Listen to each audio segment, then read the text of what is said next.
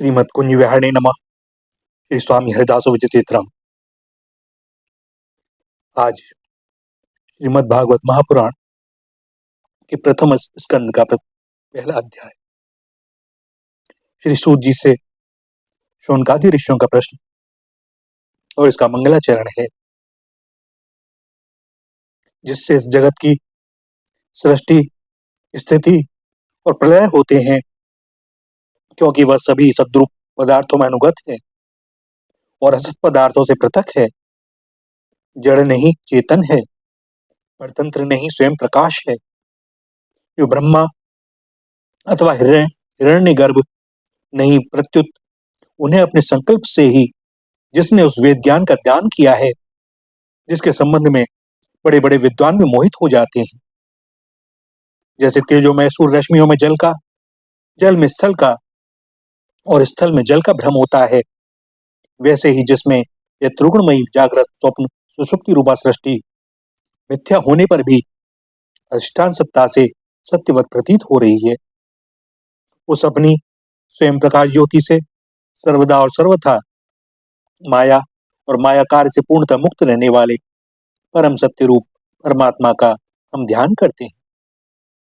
महामुनि व्यास देव के द्वारा निर्मित इस श्रीमद् भागवत महापुराण में मोक्ष पर्यंत फल की कामना से रहित परम धर्म का निरूपण हुआ है। इसमें शुद्धांतकरण सत्पुरुषों के जानने योग्य उस वास्तविक वस्तु परमात्मा का निरूपण हुआ है, जो तीनों तापों का जड़ से नाश करने वाली और परम कल्याण देने वाली है। अब और किसी साधन या शास्त्र से क्या प्रयोजन? जिस समय भी सुकृति पुरुष इसके श्रवण की इच्छा करते हैं, ईश्वर उसी समय अविलंब उनके हृदय में आकर बंदी बन जाते हैं। रस के मर्मज्ञ भक्तजन, यह श्रीमद् भागवत वेद रूप कल्प वृक्ष का पका हुआ फल है। श्री सुखदेव रूप तोते के मुख का संबंध हो जाने से यह परमानंदमयी सुधा से परिपूर्ण हो गया है, क्योंकि यह प्रसिद्ध है कि भैया तोता जिस फल को चाखता है या काट ले, वह फल मीठा ही होता है। तोता स्वभावतः मीठे फल को ही चुनता है। सो इस फल में छिलका, गुठली आदि त्याज्य अंश तनिक भी नहीं है। यह मूर्तिमान रस है। जब तक शरीर में चेतना रहे, तब तक इस दिव्य भगवत रस का निरंतर बार बार पान करते रहो। यह पृथ्वी पर ही सुलभ है। अब श्री युगल किशोर और श्री सद्गुरुदेव के श्री चरणारविंदों में प्रणाम करते हुए दास उन्हीं की कृपा से कथा का प्रारंभ करता है। एक बार भगवान विष्णु एवं देवताओं के परम पुण्यमय क्षेत्र नैमिषारण्य में शौनकादि ऋषियों ने भगवत प्राप्ति की इच्छा से हजारों वर्षों में पूरे होने वाले एक महान यज्ञ का अनुष्ठान किया। एक दिन उन लोगों ने प्रातःकाल अग्निहोत्र आदि नित्य कृत्यों से निवृत्त होकर सूत जी का पूजन किया और उन्हें ऊंचे आसन पर बैठाकर बड़े आदर से यह प्रश्न किया। ऋषियों ने कहा, सूत जी, आप निष्पाप हैं। आपने समस्त इतिहास, पुराण और धर्मशास्त्रों का विधि पूर्वक अध्ययन किया है तथा उनकी भली भांति व्याख्या भी की है। वेद वेदताओं में श्रेष्ठ भगवान बादरायण ने एवं भगवान के सगुण निर्गुण रूप को जानने वाले दूसरे मुनियों ने जो कुछ जाना है, उन्हें जिन विषयों का ज्ञान है, वह सब आप वास्तविक रूप में जानते हैं। आपका हृदय बड़ा ही सरल और शुद्ध है। इसी से आप उनकी कृपा और अनुग्रह के पात्र हुए हैं। गुरुजन अपने प्रेमी शिष्य को गुप्त से गुप्त बात भी बता दिया करते हैं। आयुष्मान, आप कृपा करके यह बतलाइए कि उन सब शास्त्रों, पुराणों और गुरुजनों के उपदेशों में कलियुगी जीवों के परम कल्याण का सह साधन आपने क्या निश्चय किया है? आप संत समाज के भूषण हैं। इस कलयुग में प्राय लोगों की आयु कम हो गई है। साधन करने में लोगों की रुचि और प्रवृत्ति भी नहीं है। लोग आलसी हो गए हैं। उनका भाग्य तो मंद है ही, समझ भी थोड़ी है। इसके साथ ही वे नाना प्रकार की विघ्न बाधाओं से घिरे रहते हैं। शास्त्र भी बहुत से हैं, परंतु उनमें एक निश्चित साधन का नहीं वरन अनेक प्रकार के कर्मों का वर्णन है। साथ ही वे इतने बड़े हैं कि उनका एक अंश सुनना भी कठिन है। आप परोपकारी हैं। अपनी बुद्धि से उनका सार निकालकर प्राणियों के परम कल्याण के लिए हम श्रद्धालुओं को सुनाइए, जिससे हमारे अंतःकरण की शुद्धि प्राप्त हो।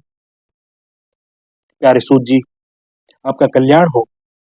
आप तो जानते ही हैं कि यदुवंशियों के रक्षक भक्त वत्सल भगवान श्री कृष्ण वसुदेव की धर्म पत्नी देवकी के गर्भ से क्या करने की इच्छा से अवतीर्ण हुए थे। हम उसे सुनना चाहते हैं। आप कृपा करके हमारे लिए उसका वर्णन कीजिए, क्योंकि भगवान का अवतार जीवों के परम कल्याण और उनकी भगवत प्रेममयी समृद्धि के लिए ही होता है। यह जीव जन्म मृत्यु के घोर चक्र में पड़ा हुआ है। इस स्थिति में भी यदि वह कभी भगवान के मंगलमय नाम का उच्चारण कर ले तो उसी क्षण उससे मुक्त हो जाए, क्योंकि स्वयं भय भी भगवान से डरता है। सूत जी, परम विरक्त और परम शांत मुनिजन भगवान के श्री चरणों की शरण में ही रहते हैं। अतएव उनके स्पर्श मात्र से संसार के जीव तुरंत पवित्र हो जाते हैं। इधर गंगा जी के जल का बहुत दिनों तक सेवन किया जाए तब कहीं पवित्रता प्राप्त होती है। ऐसे पुण्यात्मा भक्त जिनकी लीलाओं का गान करते रहते हैं, उन भगवान का कलिमलहारी पवित्र यश, भला आत्मशुद्धि की इच्छा वाला ऐसा कौन मनुष्य होगा जो श्रवण न करे। वे लीला से ही अवतार धारण करते हैं। नारद आदि महात्माओं ने उनके उदार कर्मों का गान किया है। हम श्रद्धालुओं के प्रति आप उनका वर्णन कीजिए। बुद्धिमान सूत जी, सर्वसमर्थ प्रभु अपनी योग माया से स्वच्छंद लीला करते हैं। आप उन श्री हरि की मंगलमयी अवतार कथाओं का अब वर्णन कीजिए। पुण्य कीर्ति भगवान की लीला सुनने से हमें कभी भी तृप्ति नहीं हो सकती, क्योंकि रसज्ञ श्रोताओं को पग पग पर भगवान की लीलाओं में नए नए रस का अनुभव होता है। भगवान श्री कृष्ण अपने को छिपाए हुए थे। लोगों के सामने ऐसी चेष्टा करते थे मानो कोई मनुष्य हो, परंतु उन्होंने बलराम जी के साथ ऐसी लीलाएं भी की हैं, ऐसा पराक्रम भी प्रकट किया है जो मनुष्य नहीं कर सकते। कलयुग को आया जानकर इस वैष्णव क्षेत्र में हम दीर्घकालीन सत्र का संकल्प करके बैठे हैं। श्री हरि की कथा सुनने के लिए हमें अवकाश प्राप्त है। यह कलयुग अंतःकरण की पवित्रता और शक्ति का नाश करने वाला है। इससे पार पाना कठिन है। जैसे समुद्र से पार जाने वालों को कर्णधार मिल जाए, उसी प्रकार इससे पार पाने की इच्छा रखने वाले हम लोगों से ब्रह्मा ने आपको मिलाया है। धर्म रक्षक ब्राह्मण भक्त योगेश्वर भगवान श्री कृष्ण के अपने धाम में पधार जाने पर धर्म ने अब किसकी शरण ली है, यह बतलाइए। दूसरे अध्याय का प्रारंभ होता है भगवत कथा और भगवत भक्ति का महात्म्य। श्री व्यास जी कहते हैं, शौनकादि ब्रह्मवादी ऋषियों के प्रश्न सुनकर रोमहर्षण के पुत्र उग्रश्रवा को बड़ा ही आनंद हुआ। उन्होंने ऋषियों के इस मंगलमय प्रश्न का अभिनंदन करके कहना आरंभ किया। सूत जी ने कहा, जिस समय श्री सुखदेव जी का यज्ञोपवी संस्कार भी नहीं हुआ था, सुतराम लौकिक वैदिक कर्मों के अनुष्ठान का अवसर भी नहीं आया था, उन्हें अकेले ही संन्यास लेने के उद्देश्य से जाते देखकर उनके पिता श्री व्यास जी विरह से कातर होकर पुकारने लगे, बेटा बेटा। उस समय तन्मय होने के कारण श्री सुखदेव जी की ओर से वृक्षों ने उत्तर दिया, ऐसे सबके हृदय में विराजमान श्री सुखदेव मुनि को मैं नमस्कार करता हूँ। यह श्रीमद् भागवत अत्यंत गोपनीय रहस्यात्मक पुराण है। यह भगवत स्वरूप का अनुभव कराने वाला और समस्त वेदों का सार है। संसार में फंसे हुए जो लोग इस घोर अज्ञान अंधकार से पार जाना चाहते हैं, उनके लिए आध्यात्मिक तत्वों को प्रकाशित करने वाला यह एक अद्वितीय दीपक है। वास्तव में उन्हीं पर करुणा करके बड़े बड़े मुनियों के आचार्य श्री सुखदेव जी ने इसका वर्णन किया है। मैं उनकी शरण ग्रहण करता हूँ।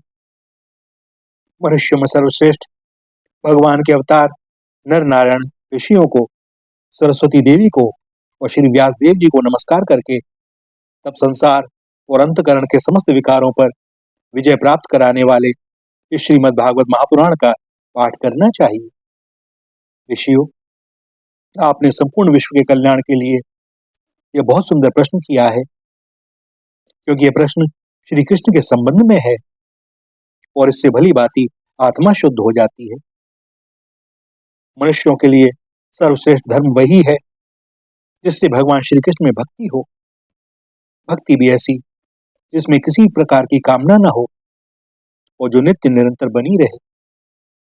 ऐसी भक्ति से हृदय आनंद स्वरूप परमात्मा की उपलब्धि करके कृतकृत्य हो जाता है। भगवान श्री कृष्ण में भक्ति होते ही, अनन्य प्रेम से उनमें चित्त जोड़ते ही निष्काम ज्ञान और वैराग्य का आविर्भाव हो जाता है। धर्म का ठीक ठीक अनुष्ठान करने पर भी यदि मनुष्य के हृदय में भगवान की लीला कथाओं के प्रति अनुराग का उदय न हो तो वह निराश्रम ही श्रम है। धर्म का फल है मोक्ष। उसकी सार्थकता अर्थ प्राप्ति में नहीं है। अर्थ केवल धर्म के लिए है। भोग विलास उसका फल नहीं माना गया है। भोग विलास का फल इंद्रियों को तृप्त करना नहीं है। उसका प्रयोजन है केवल जीवन निर्वाह। जीवन का फल भी तत्व जिज्ञासा है। बहुत कर्म करके स्वर्ग आदि प्राप्त करना उसका फल नहीं है। तत्ववेत्ता ज्ञान लोग ज्ञाता और ज्ञेय के भेद से रहित होकर अखंड अद्वितीय सच्चिदानंद स्वरूप ज्ञान को ही तत्व कहते हैं। उसी को कोई ब्रह्म, कोई परमात्मा और कोई भगवान के नाम से पुकारते हैं। श्रद्धालु मुनिजन भागवत श्रवण से प्राप्त ज्ञान वैराग्य युक्त भक्ति से अपने हृदय में उस परम तत्व परमात्मा का अनुभव करते हैं। शौनकादि ऋषियों, यही कारण है कि अपने अपने वर्ण तथा आश्रम के अनुसार मनुष्य जो धर्म का अनुष्ठान करते हैं उसकी पूर्ण सिद्धि इसी में है कि भगवान प्रसन्न हो। इसीलिए एकाग्र मन से भक्त वत्सल भगवान का ही नित्य निरंतर श्रवण, कीर्तन, ध्यान और आराधन करना चाहिए। कर्मों की गांठ बड़ी कड़ी है। विचारवान पुरुष भगवान के चिंतन की तलवार से उस गांठ को काट डालते हैं। तब भला ऐसा कौन मनुष्य होगा जो भगवान की लीला कथा में प्रेम न करे। शौनकादि ऋषियों, पवित्र तीर्थों का सेवन करने से महत सेवा, तदंतर श्रवण की इच्छा, फिर श्रद्धा, तत्पश्चात भगवत कथा में रुचि होती है। भगवान श्री कृष्ण के यश का श्रवण और कीर्तन दोनों पवित्र करने वाले हैं। वे अपनी कथा सुनने वालों के हृदय में आकर स्थित हो जाते हैं और उनकी अशुभ वासनाओं को नष्ट कर देते हैं, क्योंकि वे संतों के नित्य सुहृद हैं। जब श्रीमद् भागवत अथवा भगवत भक्तों के निरंतर सेवन से अशुभ वासनाएं नष्ट हो जाती हैं, तब पवित्र कीर्ति भगवान श्री कृष्ण के प्रति स्थायी प्रेम की प्राप्ति होती है।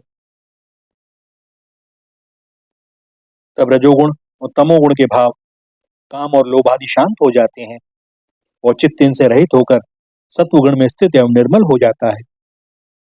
इस प्रकार भगवान की प्रेममयी भक्ति से जब संसार की समस्त आसक्तियां मिट जाती हैं, हृदय आनंद से भर जाता है, तब भगवान के तत्व का अनुभव स्वतः ही हो जाता है। हृदय में आत्मस्वरूप भगवान का साक्षात्कार होते ही हृदय की ग्रंथि टूट जाती है, सारे संदेह मिट जाते हैं और कर्म बंधन क्षीण हो जाता है। इसी से बुद्धिमान लोग नित्य निरंतर बड़े आनंद से भगवान श्री कृष्ण के प्रति प्रेम भक्ति करते हैं, जिससे आत्म प्रसाद की प्राप्ति होती है। प्रकृति के 3 गुण हैं, सत्व, रज और तम। इनको स्वीकार करके इस संसार की स्थिति, उत्पत्ति और प्रलय के लिए एक अद्वितीय परमात्मा ही विष्णु, ब्रह्मा और रुद्र ये 3 नाम ग्रहण करते हैं। फिर भी मनुष्यों का परम कल्याण तो सत्वगुण स्वीकार करने वाले श्री हरि से ही होता है। जैसे पृथ्वी के विकार लकड़ी की अपेक्षा धुआं श्रेष्ठ है और उससे भी श्रेष्ठ है अग्नि, क्योंकि वेदोक्त यज्ञ याग आदि के द्वारा अग्नि सद्गति देने वाला है। वैसे ही तमोगुण से रजोगुण श्रेष्ठ है और रजोगुण से भी सत्वगुण श्रेष्ठ है, क्योंकि वह भगवान का दर्शन कराने वाला है। प्राचीन युग में महात्मा लोग अपने कल्याण के लिए विशुद्ध सत्वमयी भगवान विष्णु की ही आराधना करते थे। अब भी जो लोग उनका अनुसरण करते हैं वे उन्हीं के समान कल्याण भाजन होते हैं। जो लोग इस संसार सागर से पार जाना चाहते हैं वे यद्यपि किसी की निंदा तो नहीं करते, न किसी में दोषी देखते हैं, फिर भी घोर रूप वाले तमोगुणी रजोगुणी भैरवादि भूतपतियों की उपासना न करके सत्वगुणी विष्णु भगवान और उनके अंश कला स्वरूपों का ही भजन करते हैं। परंतु जिसका स्वभाव रजोगुणी अथवा तमोगुणी है वे धन ऐश्वर्य और संतान की कामना से भूत पितर और प्रजापतियों की उपासना करते हैं, क्योंकि उन लोगों का स्वभाव उनसे मिलता जुलता है। वेदों का तात्पर्य श्री कृष्ण में ही है, यज्ञों के उद्देश्य श्री कृष्ण ही हैं, योग श्री कृष्ण के लिए ही किए जाते हैं और समस्त कर्मों की परिसमाप्ति भी श्री कृष्ण में ही है। ज्ञान से ब्रह्म स्वरूप श्री कृष्ण की प्राप्ति होती है, तपस्या श्री कृष्ण की प्रसन्नता के लिए ही की जाती है, श्री कृष्ण के लिए ही धर्मों का अनुष्ठान होता है और सब गतियां श्री कृष्ण में ही समा जाती हैं। यद्यपि भगवान श्री कृष्ण प्रकृति और उसके गुणों से अतीत हैं, फिर भी अपनी गुणमयी माया से जो प्रपंच की दृष्टि से है और तत्व की दृष्टि से नहीं है, उन्होंने ही सर्ग के आदि में इस संसार की रचना की थी। ये सत्व रज और तम तीनों गुण उसी माया के विलास हैं। इनके भीतर रहकर भगवान इनसे युक्त सरीखे मालूम पड़ते हैं। वास्तव में तो वे परिपूर्ण विज्ञानंद घन हैं। अग्नि तो वस्तुतः एक ही है, परंतु जब वह अनेक प्रकार की लकड़ियों में प्रकट हो जाती है तब अनेक सी मालूम पड़ती है। उसी प्रकार सबके आत्मस्वरूप भगवान तो एक ही हैं, परंतु प्राणियों की अनेकता से अनेक जैसे जान पड़ते हैं। भगवान ही सूक्ष्म भूत, तन्मात्रा, इंद्रिय तथा अंतकरण आदि गुणों के विकार भूत भावों के द्वारा नाना प्रकार की योनियों का निर्माण करते हैं और उनमें भिन्न भिन्न जीवों के रूप में प्रवेश करके उन योनियों के अनुरूप विषयों का उपभोग करते कराते हैं। वे ही संपूर्ण लोकों की रचना करते हैं और देवता, पशु, पक्षी, मनुष्य आदि योनियों में लीला अवतार ग्रहण करके सत्व गुण के द्वारा जीवों का पालन पोषण करते हैं। यहाँ पर प्रथम स्कंद के द्वितीय अध्याय का समापन होता है। अब तीसरा अध्याय, इसमें भगवान के अवतारों का वर्णन। श्री सूत जी कहते हैं, सृष्टि के आदि में भगवान ने लोकों के निर्माण की इच्छा की। इच्छा होते ही उन्होंने महत्त्व आदि से निष्पन्न पुरुष रूप ग्रहण किया। उसमें 10 इंद्रियां, 1 मन और 5 भूत, ये 16 कलाएं थीं। उन्होंने कारण जल में शयन करते हुए जब योग निद्रा का विस्तार किया तब उनके नाभि सरोवर में से एक कमल प्रकट हुआ और उस कमल से प्रजापतियों के अधिपति ब्रह्मा जी उत्पन्न हुए। भगवान के विराट रूप के अंग प्रत्यंग में ही समस्त लोकों की कल्पना की गई है। वह भगवान का विशुद्ध सत्व में श्रेष्ठ रूप है। योगी लोग दिव्य दृष्टि से भगवान के उस रूप का दर्शन करते हैं। भगवान का वह रूप हजारों पैर, जांघें, भुजाएं और मुखों के कारण अत्यंत विलक्षण है। उसमें सहस्त्रों सिर, हजारों कान, हजारों आंखें और हजारों नासिकाएं हैं। हजारों मुकुट, वस्त्र और कुंडल आदि आभूषणों से वो उल्लसित रहता है। भगवान का यही पुरुष रूप, जिसे नारायण कहते हैं, अनेक अवतारों का अक्षय कोश है। इसी से सारे अवतार प्रकट होते हैं। इस रूप के छोटे से छोटे अंश से देवता, पशु, पक्षी और मनुष्य आदि योनियों की सृष्टि होती है। उन्हीं प्रभु ने पहले कौमार सर्ग में सनक, सनंदन, सनातन और सनत कुमार इन 4 ब्राह्मणों के रूप में अवतार ग्रहण करके अत्यंत कठिन अखंड ब्रह्मचर्य का पालन किया। दूसरी बार इस संसार के कल्याण के लिए समस्त यज्ञों के स्वामी उन भगवान ने ही रसातल में गई हुई पृथ्वी को निकाल लाने के विचार से शिव का रूप ग्रहण किया। ऋषियों की सृष्टि में उन्होंने देवर्षि नारद के रूप में तीसरा अवतार ग्रहण किया और सात्वत तंत्र का, जिसे नारद पांचरात्र कहते हैं, उपदेश किया। उसमें कर्मों के द्वारा किस प्रकार कर्म बंधन से मुक्ति मिलती है इसका वर्णन है।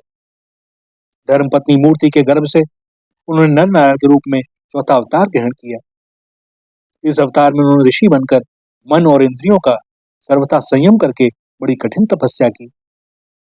5वें अवतार में वे सिद्धों के स्वामी कपिल के रूप में प्रकट हुए और तत्व का निर्णय करने वाले सांख्य शास्त्र का, जो समय की फेर से लुप्त हो गया था, आसुरी नामक ब्राह्मण को उपदेश किया। अनसुईया के वर मांगने पर छठे अवतार में वे अत्रि की संतान दत्तात्रेय हुए। इस अवतार में उन्होंने अलर्क एवं प्रहलाद आदि को ब्रह्म ज्ञान का उपदेश किया। सातवीं बार रुचि प्रजापति की आकुति नामक पत्नी से यज्ञ के रूप में उन्होंने अवतार ग्रहण किया और अपने पुत्र याम आदि देवताओं के साथ स्वयंभू मनवंतर की रक्षा की। राजा नाभि की पत्नी मेरु देवी के गर्भ से ऋषभ देव के रूप में भगवान ने 8वां अवतार ग्रहण किया। इस रूप में उन्होंने परमहंसों का वह मार्ग, जो सभी आश्रमियों के लिए वंदनीय है, दिखलाया। ऋषियों की प्रार्थना से 9वीं बार वे राजा पृथु के रूप में अवतीर्ण हुए। शौनकादि ऋषियों, इस अवतार में उन्होंने पृथ्वी से समस्त औषधियों का दोहन किया था। इससे अवतार सबके लिए बड़ा ही कल्याणकारी हुआ। चाक्षुष मनवंतर के अंत में जब सारी त्रिलोकी समुद्र में डूब रही थी, तब उन्होंने मत्स्य के रूप में 10वां अवतार ग्रहण किया। वो पृथ्वी रूपी नौका पर बैठाकर अगले मनवंतर के अधिपति वैवस्वत मनु की रक्षा की। जिस समय देवता और दैत्य समुद्र मंथन कर रहे थे, उस समय 11वां अवतार धारण करके कच्छप रूप से भगवान ने मंदराचल को अपनी पीठ पर धारण किया। 12वीं बार धनवंतरी के रूप में अमृत लेकर समुद्र से प्रकट हुए और 13वीं बार मोहिनी रूप धारण करके दैत्यों को मोहित करते हुए देवताओं को अमृत पिलाया। 14वें अवतार में उन्होंने नरसिंह रूप धारण किया और अत्यंत बलवान दैत्यराज हिरण्यकशिपु की छाती अपने नखों से अनायास इस प्रकार फाड़ डाली, जैसे चटाई बनाने वाला सीख को चीर डालता है। 15वीं बार वामन का रूप धारण करके भगवान दैत्यराज बलि के यज्ञ में गए। वे चाहते तो थे त्रिलोकी का राज्य, परंतु मांगी उन्होंने केवल 3 पग पृथ्वी। 16वें परशुराम अवतार में जब उन्होंने देखा कि राजा लोग ब्राह्मणों के द्रोही हो गए हैं, तब क्रोधित होकर उन्होंने पृथ्वी को 21 बार क्षत्रियों से शून्य कर दिया। इसके बाद 17वें अवतार में सत्यवती के गर्भ से पाराशर जी के द्वारा वे व्यास के रूप में अवतीर्ण हुए।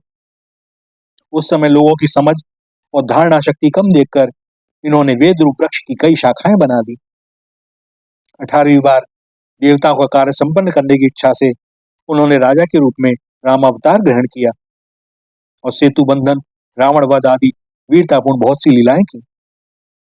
19वें और 20वें अवतारों में उन्होंने यदुवंश में बलराम और श्री कृष्ण के नाम से प्रकट होकर पृथ्वी का भार उतारा। इसके बाद कलयुग आ जाने पर मगध देश बिहार में देवताओं के देशी दैत्यों को मोहित करने के लिए अजन के पुत्र रूप में इनका बुद्ध अवतार होगा। इसके बाद भी बहुत पीछे जब कलयुग का अंत समीप होगा और राजा लोग प्रायः लुटेरे हो जाएंगे, तब जगत के रक्षक भगवान विष्णु यश नामक ब्राह्मण के घर कल के रूप में अवतीर्ण होंगे। भैया, यहाँ 22 अवतारों की गणना की गई है, परंतु भगवान के 24 अवतार प्रसिद्ध हैं। कुछ विद्वान 24 की संख्या यूं पूर्ण करते हैं कि रामकृष्ण के अतिरिक्त 20 अवतार तो प्रयुक्त हैं ही, शेष 4 अवतार श्री कृष्ण के ही अंश हैं। स्वयं श्री कृष्ण तो पूर्ण परमेश्वर हैं, वे अवतार नहीं अवतारी हैं, तथा श्री कृष्ण को अवतारों की गणना में नहीं गिनते।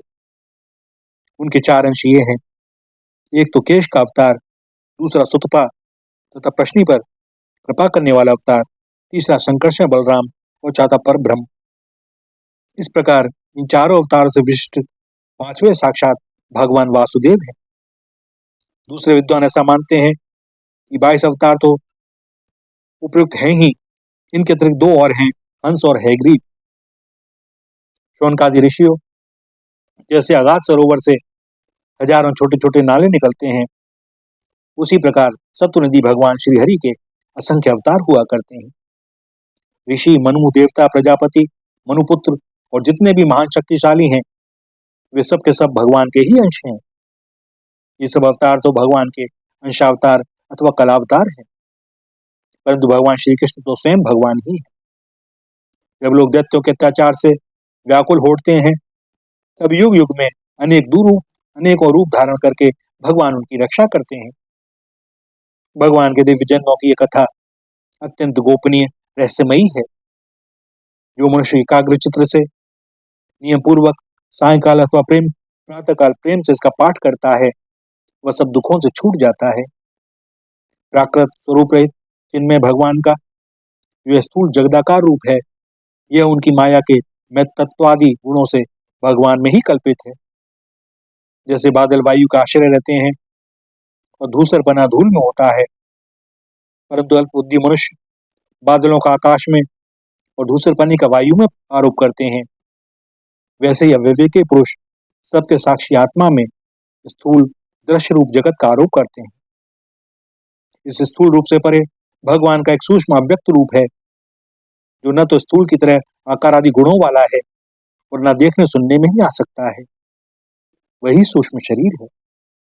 आत्मा का आरोप या प्रवेश होने से यही जीव कहलाता है और इसी का बार बार जन्म होता है। उपयुक्त सूक्ष्म और स्थूल शरीर अविद्या से ही आत्मा में आरोपित है। जिस अवस्था में आत्मस्वरूप के ज्ञान से ही आरोप दूर हो जाता है, उसी समय ब्रह्म का साक्षात्कार होता है।